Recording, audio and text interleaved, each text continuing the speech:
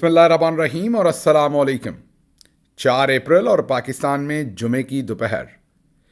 आज अभी तक की अहम खबरें और मेरा तज्जिया। सबसे पहली खबर आपके सामने अडयाला जेल के बारे में रखते हैं, जहां पर अब धरना देने का ऐलान किया जा रहा है, और वो भी अलीमा खानम साहबा की तरफ से।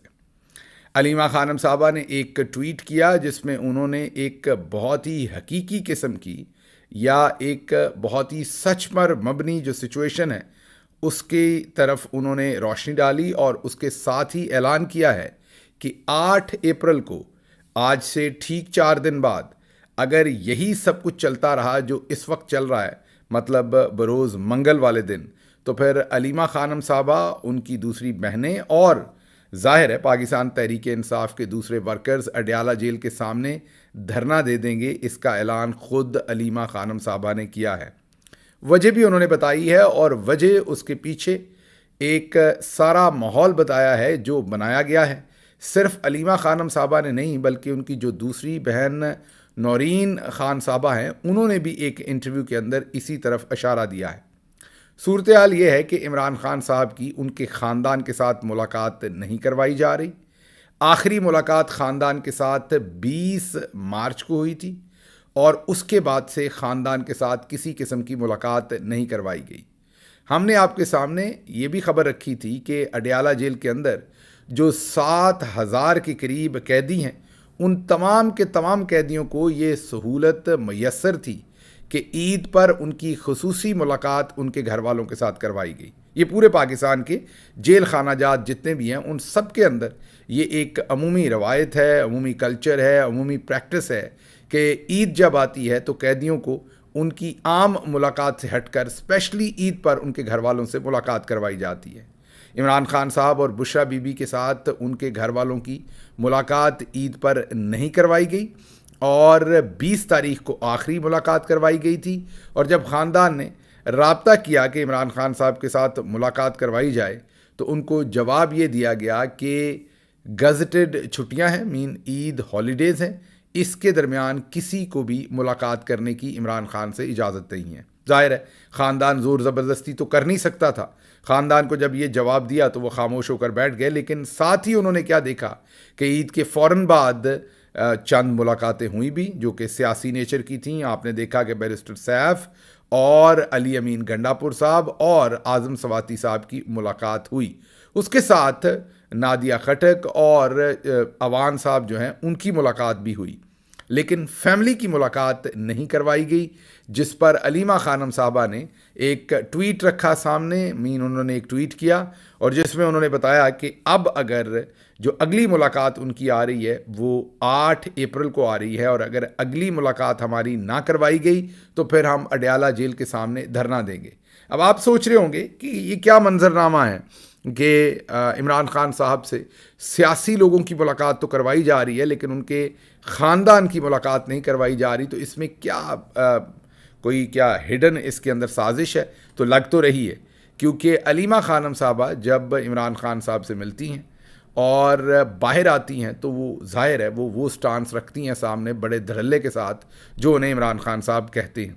अभी जो हाल ही में मुलाकातें हुई हैं, उसमें अगर आप देखें तो स्टांस बिल्कुल मुख्तलिफ है, और ख़ान साहब का जो ट्विटर अकाउंट है, उससे जो ट्वीट हुआ है वो भी थोड़ा सा, मैं ये नहीं कह रहा कि उन्होंने ये नहीं कहा होगा या ये किसी ने गलत ट्वीट किया, लेकिन कम अज़ कम हमें उसकी टोन एंड टेनर जो है वो फ़र्क लग रहा है पिछले ट्वीट्स की निस्बत।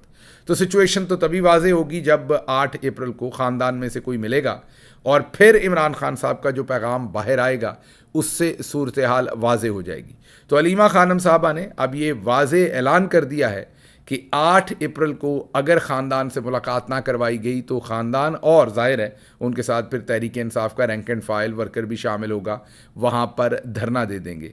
ये डेवलपमेंट किस तरफ चलती है इस पर भी बात करेंगे, लेकिन साथ साथ नौरीन खान साहबा, जो इमरान खान साहब की दूसरी बहन है, उन्होंने बड़ी ही एक इंटरेस्टिंग उन्होंने सिचुएशन या एक बयान दिया है। उन्होंने ये कहा है कि हमें इस बात का मालूम है कि इस्टेब्लिशमेंट, उन्होंने कहा तो नहीं लेकिन इशारा उसी तरफ था उनका, कि वो अपनी मर्ज़ी से जिससे चाहते हैं मुलाकात करवाते हैं, जिससे उन्हें लगता है कि उनका फ़ायदा है मुलाकात करवाने में, करवाते हैं, और अपनी मर्ज़ी की इन्फॉर्मेशन अंदर पहुंचाते हैं। वो नहीं चाहते कि इमरान खान साहब को बाहर से सही इन्फॉर्मेशन अंदर पता चले और अंदर की सही इन्फॉर्मेशन बाहर आवाम तक आए, इसलिए वो मर्ज़ी की मुलाकातें करवाते हैं और उन्हें लगता है कि इससे वो इमरान खान साहब से कोई ऐसा फ़ैसला करवा लेंगे या ऐसा उनके सामने बाहर से गलत इन्फॉर्मेशन रख के कोई ऐसा उनसे राय ले लेंगे, फ़ैसला करवा लेंगे। तो नरीन खान साहबा ने कहा कि इमरान खान की सोच से ज़्यादा समझदार हैं, ये इस काम में कामयाब नहीं होंगे, जितनी भी ये कोशिश करना चाहते हैं ये बिल्कुल कर लें। अच्छा जी, ईद के बाद इमरान खान साहब ने ज़ाहिर है एहतजाज का बताया हुआ है पार्टी को कि ईद के बाद एहतजाज होगा, जिसको रखवाने के लिए कभी चौधरी निज़ामुद्दीन जो है वो अमेरिका से डॉक्टर्स को अपने वहाँ पर जो इनके नुमाइंदे हैं या कह लें इनके कारिंदे हैं या ऐसे लोग जो चौधरी निज़ामुद्दीन के साथ मिलके पीटीआई के रैंक एंड फाइल में भी हो सकते हैं, दूसरी जगहों पे भी हो सकते हैं, लेकिन वो असल में काम चौधरी निज़ामुद्दीन के लिए कर रहे हैं, उनके तवस्सुत से डॉक्टर्स को, और डॉक्टर्स तो मैंने पहले भी कई दफ़ा कहा कि उनकी इंटेंशन बुरी नहीं थी,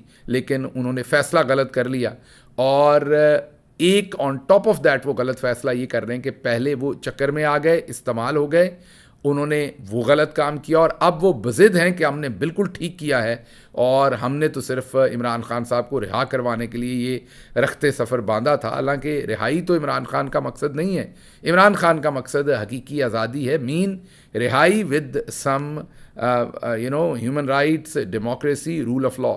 अगर इनके बगैर उन्होंने रिहाई लेनी है, नवाज शरीफ बन के लेनी है, तो किसी को भी मुज़ाकरात करने की ज़रूरत नहीं है। इमरान खान आज शाम ही जेल से बाहर आ सकते हैं। असल तो ये जंग असूलों की है जो इमरान खान लड़ रहे हैं। बहरहाल डॉक्टर साहबान जो है उन्होंने ना सिर्फ जाकर गलती की बल्कि जाने के बाद अब जो उनका इस्तदलाल है कि हम ठीक गए और उसकी जस्टिफिकेशन है वो दूसरी गलती कर रहे हैं। दूसरी तरफ जो हैंडलर्स थे, जो जमात के अंदर से भी हो सकते हैं, बाहर से भी हो सकते हैं, जो जनरल्स के साथ मिलके ये सारा खेल खेल रहे थे, वो अब कोशिश कर रहे हैं कि किसी तरीके से भी, ये भी मैं आपको ख़बर दे रहा हूँ, वो कोशिश कर रहे हैं कि किसी तरीके से भी पीटीआई की लीडरशिप या इमरान खान साहब से किसी तरह से इस सारे काम की इंडोर्समेंट ले लें। अब आप सोचेंगे इंडोर्समेंट कैसे मिलेगी? जैसी इन्फॉर्मेशन यहाँ से भेजी जाएगी, गलत या सही, अगर आप जेल के अंदर आपको पता है कि इन्फॉर्मेशन बहुत ही आपको थोड़ी मिलती है। आल्दो को नौरीन खान साहबा ने, हमने पहले ही आपको बताया कि ये बताया है कि इमरान खान साहब बहुत ज़हीन है और ये अपनी मर्ज़ी के फ़ैसले नहीं ले सकते, लेकिन बहरहाल फिर भी जब आप इन्फॉर्मेशन ही बाहर से गलत भेजेंगे तो आगे से जवाब या फ़ैसला उसी इन्फॉर्मेशन की बेस पर ही होना है। तो अब जो हैंडलर्स हैं और जनरल्स हैं उनकी भरपूर कोशिश है कि ये जो डॉक्टर्स को बुला के और दूसरे सारे काम हैं इसकी इंडोर्समेंट या तो पीटीआई की लीडरशिप से ले ली जाए या इमरान खान साहब से किसी तरीके से ले ली जाए। डेस्परेट है और यहाँ पर ये अपने हवारियों को बता रहे हैं अमेरिका के अंदर कि बस 2-3 दिन के अंदर हमें वहाँ से स्टेटमेंट मिल जाएगी।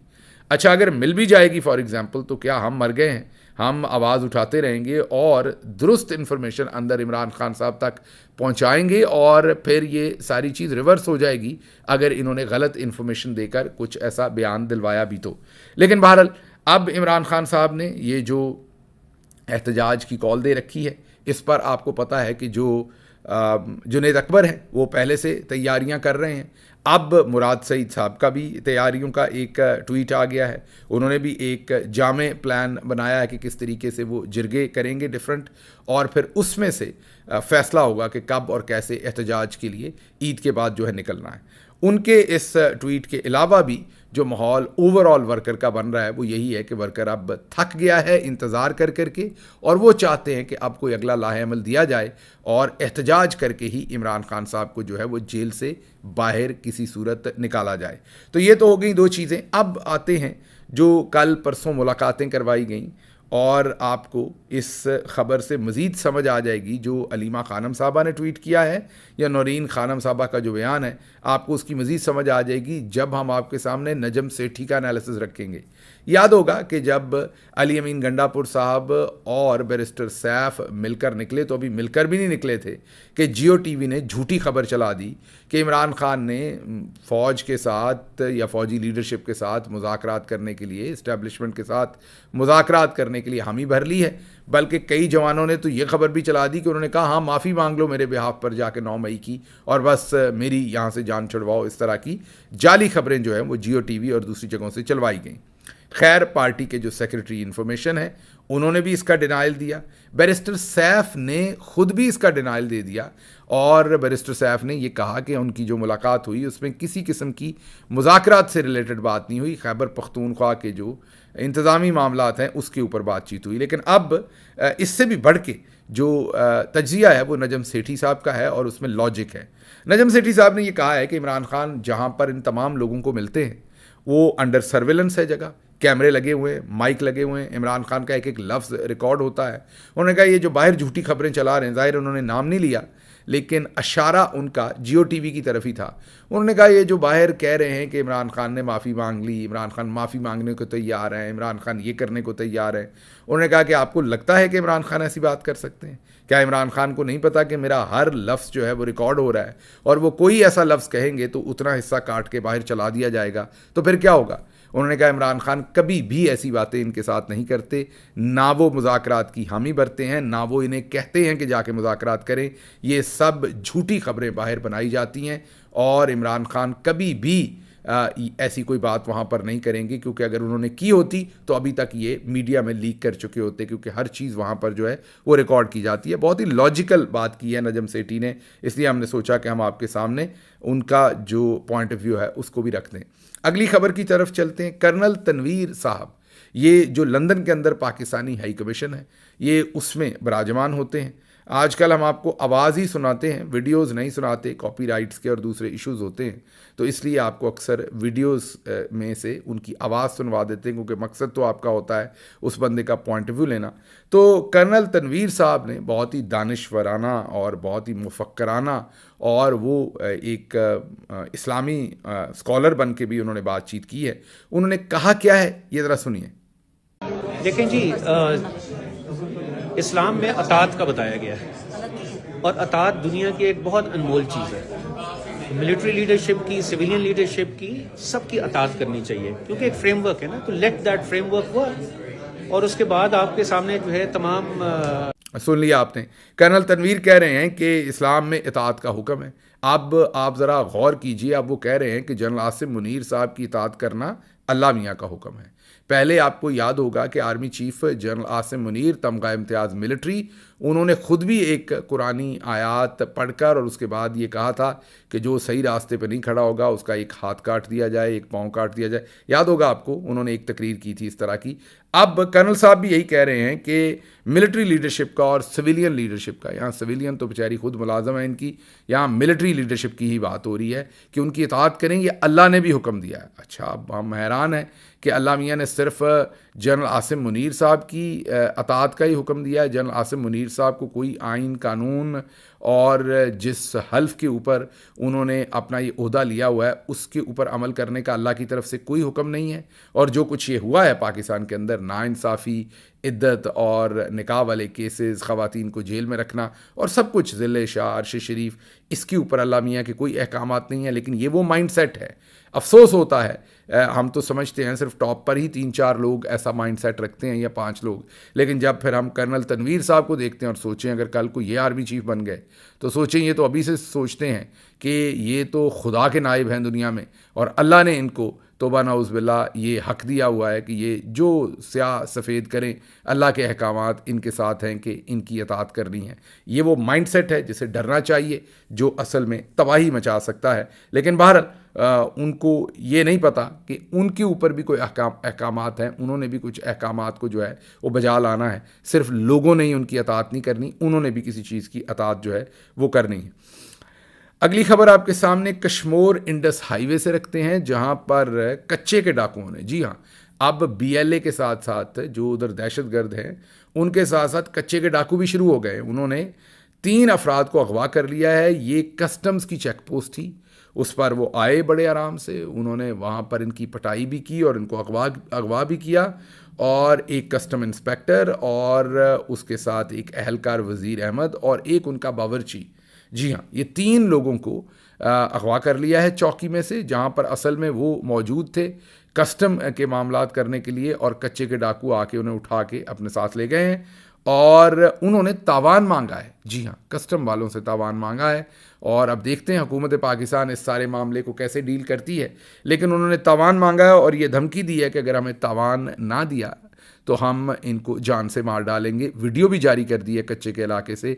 ये अब रियासत की हालत ये है, एक तरफ हमने हार्ड स्टेट बनना है, दूसरी तरफ हमने तालिबान से जंग करके असलहा अमेरिका का छीन के वापस अमेरिका को देना है तालिबान से, और हमने पता नहीं क्या कुछ करना है। और कच्चे के डाकू जो हैं वो सरकारी अहलकारों को अगवा करके ना सिर्फ ले जाते हैं बल्कि तावान मांगते हैं, और हमने अब हार्ड स्टेट की तरफ जो है वो सफ़र करना है। ख़ुद आप हमारे मामलात को देख लीजिए। अगली खबर कोयटा शहर से आपके सामने रखते हैं। कोयटा शहर में mobile phone, data, internet service बदस्तूर मुअत्तल हैं। वहाँ पर किसी किस्म का इंटरनेट नहीं चल रहा। वजूहात आपको पता है कि जो मारंग बलोच और दूसरी ख़वातीन को पकड़ने के बाद बलूचिस्तान में लॉन्ग मार्च और धरने शुरू हुए हैं, उस वजह से वहाँ पर इंटरनेट और तमाम चीज़ों को बंद किया गया है। दूसरी डेवलपमेंट ये है कि समी बलोच साहबा जो कराची में पकड़ी गई थी, याद करें हमारा एनालिसिस, हमने आपको बताया था कि उनको पहले तो पकड़ते हुए बहुत ही एग्रेसिव किस्म की फुटेज जानबूझ के बनवाई गई थी।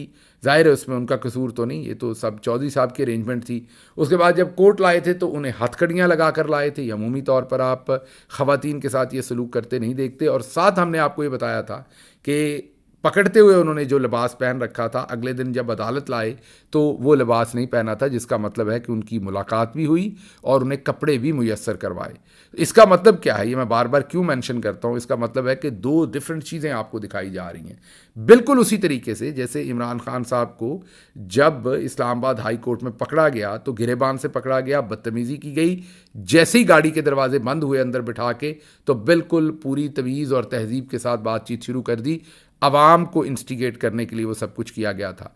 समी बलोच साहबा को भी हथकड़ी लगा के लाया जाता है, पकड़ते हुए धक्के दिए जाते हैं, दुपट्टा खींचा जाता है, और अगले दिन वो आती हैं तो उजला लिबास पहना होता है। उसका मतलब है कि उनकी मुलाकात भी हुई, उन्हें लिबास भी मुयस्सर किया और उनको मीडिया टॉक भी करने दी गई थी कराची की उस अदालत के सामने। अब ये 3-4 चीज़ें तो हमने आपको कही थी कि आप ज़रा ज़हन नशीन कर लें। अब चौथी चीज़ आपके सामने रखते हैं जो ज़हन नशीन कर लें कि उनको जब रिहा किया गया है तो उन्होंने पूरी दुनिया का शुक्रिया अदा किया है। उन्होंने तहरीक इंसाफ के वर्कर्स या तहरीक इंसाफ से रिलेटेड किसी भी आवाज़ का शुक्रिया अदा नहीं किया, बाकी सबका नाम लेके गालिबन उन्होंने शुक्रिया अदा किया है। ये भी एक बहुत ही अपने ताईं मानी खेज बात है। हैविंग सेड दैट, मैं फिर भी आखिर पर ये कहूँगा कि इसका मतलब ये नहीं है कि समी बलोच साहबा जो है वो मज़लूम नहीं है, मारंग बलोच मज़लूम नहीं है, या हमें उनका साथ नहीं देना चाहिए। भरपूर साथ देना चाहिए क्योंकि उनके प्यारों के साथ जुल्म हुआ है। लेकिन ये जो इस्टेब्लिशमेंट की चालें हैं ये मैं आपके सामने रख रहा हूँ ताकि आपको लार्जर पिक्चर जो है वो क्लियर हो जाए कि ये सब कुछ क्या हो रहा है। आखिरी खबर जो आपके सामने रखनी है चलने से पहले, वो पाक पैक के डॉक्टर जलील का एक इंटरव्यू हाल ही में सोशल मीडिया के ऊपर पब्लिश हुआ है, जिसमें उनसे जब पूछा गया ये सारा इंसिडेंट, जो डॉक्टर्स आए थे, तो उन्होंने ये बताया कि पाक पैक के मेंबरान को भी कांटेक्ट किया गया था। जी हाँ, ये आपके लिए इंटरेस्टिंग बात होगी। उन्होंने कहा कि वही जो मुर्गी का बिज़नेस करने वाले साहब हैं जिन्हें वजाहत सईद मुर्गी फरोश कहते हैं, और ज़ाहिर है जो हमारे अपनी जमात के भी कुछ लोग थे जो इस सारे काम के अंदर शामिल थे, उन्होंने कहा कि नवंबर के महीने में, जी हाँ ये नवंबर के मार्च से पहले की बात है जिसमें फिर बाद में शहरियों को कत्ल किया गया था, उससे पहले उन्होंने कहा कि पाक पैक से भी राब्ता किया गया था कि आपके मुज़ाकरात फ़ौजी जनरल्स के साथ करवाते हैं। उन्होंने कहा हमें ये बात पसंद नहीं थी, ये तरीक़ाकार पसंद नहीं था, तो हमने इनकार कर दिया, लेकिन राब्ता हमारे साथ भी किया गया था। तो ये भी बात ज़हन में रखिए कि ये भोलपन में सब कुछ नहीं हुआ। मैं डॉक्टर्स की हद तक बात नहीं कर रहा, पीछे हैंडलर्स की बात कर रहा हूँ। हैंडलर्स जनरल्स के साथ मिलकर बहुत देर से तहरीक इंसाफ को नुकसान पहुंचाने की शदीद कोशिश कर रहे थे। खबरें और भी हैं, उनको कुछ खबरों को पंजाबी व्लॉग में कवर करेंगे, बाकी शाम के व्लॉग में। मुझे यहाँ से इजाज़त दीजिए। अल्लाह आपका हामी और नासिर हो। पाकिस्तान जिंदाबाद।